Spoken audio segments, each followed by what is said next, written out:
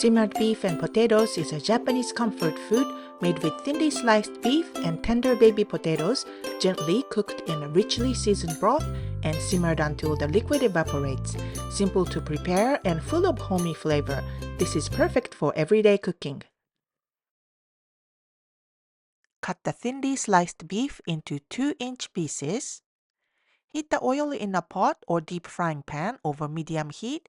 Add the potatoes and cook until the surfaces are lightly browned. Add the beef and cook until just started to brown.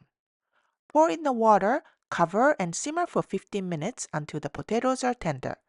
Season with sugar, sake, and soy sauce, and continue cooking until the liquid is reduced by about half.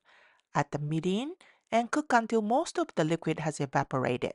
This cooking method is called Nikkorogashi. It relies on less liquid and a longer reduction, resulting in a richer, more concentrated taste. Serve with a bowl of steamed rice and another vegetable dish for dinner.